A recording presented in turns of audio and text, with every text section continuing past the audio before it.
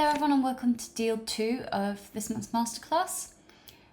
On this one, it's our turn to open the bidding and we have 12 points. And our longest suit is spades, so we're going to open a spade. Double, remember that happened. 4 spades pass. Just have a minimum, nothing to do here. And here we are in 4 spades. So let's count our tricks. We have maybe one loser in spades. I'm going to count it for now.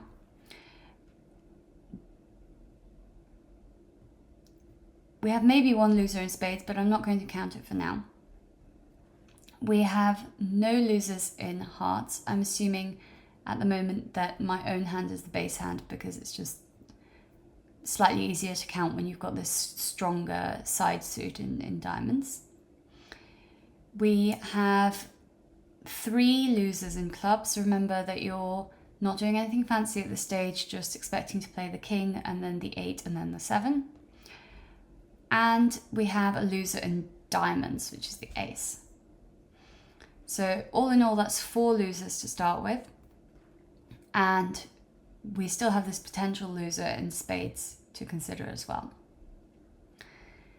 Now, especially when there's been a double, it's a very real consideration that the clubs are not going to be on side. So just playing a club towards the king, which might have occurred to you early on, is probably not going to cut the mustard.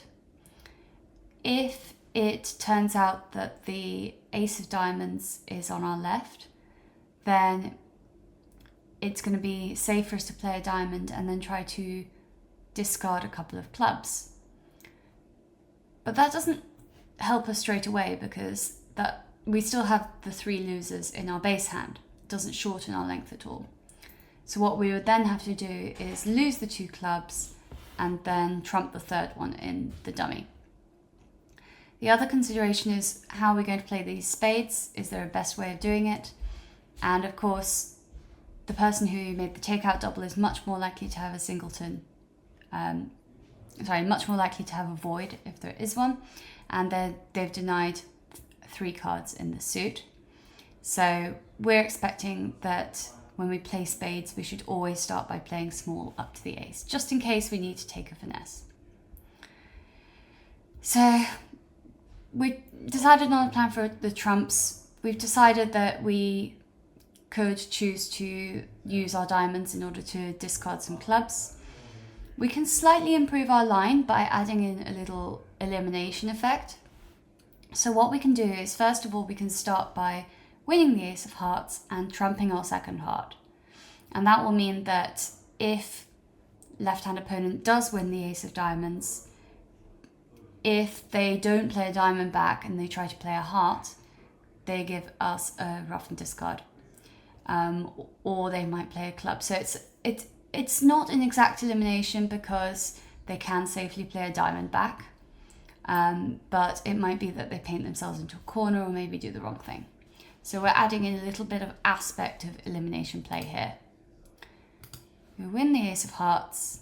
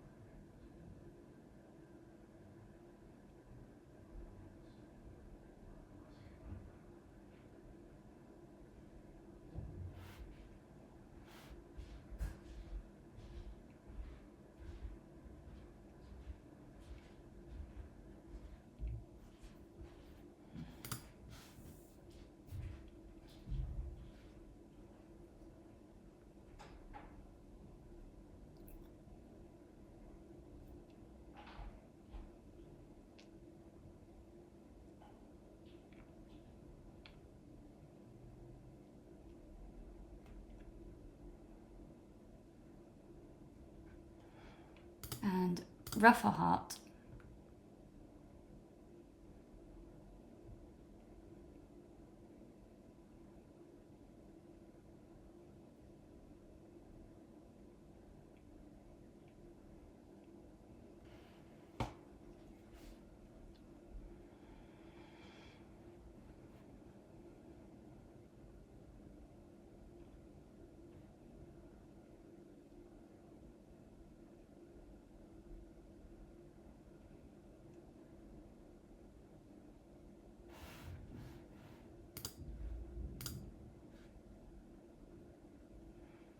Now play spades by playing low up to the ace, just in case they're 3-0.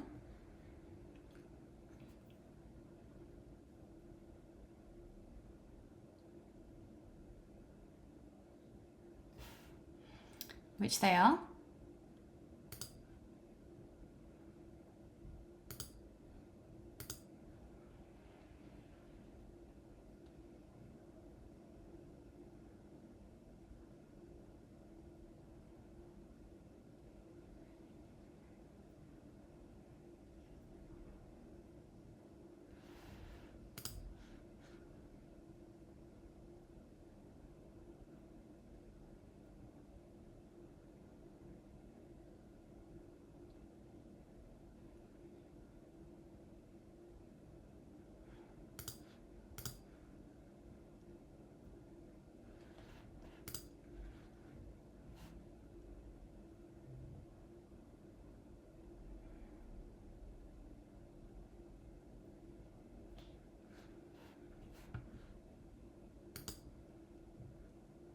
And we push out the ace of diamonds.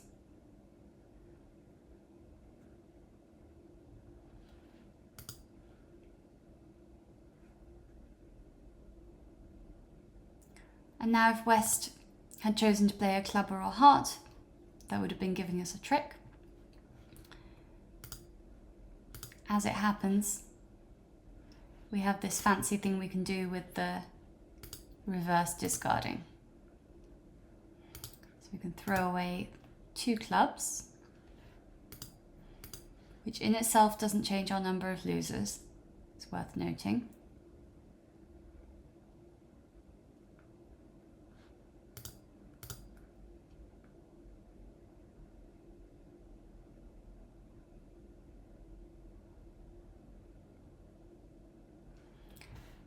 But now, after losing 2 clubs, we'll be in a position to ruff the 3rd club, which is actually the thing that gains us the trick. Or they might play a club for us, as they did here. Last 2 are ours. Great, so this wasn't a full elimination because West could safely play a diamond back. But there was a bit of eliminating going on. And it was also important to note that the takeout double made it clear that the ace of spades should be the honour that you cash first. Added to that, a bit of discarding of losers, not even from the base hand, but just creating the ability to then ruff in the shorthand, which is actually what we ended up doing.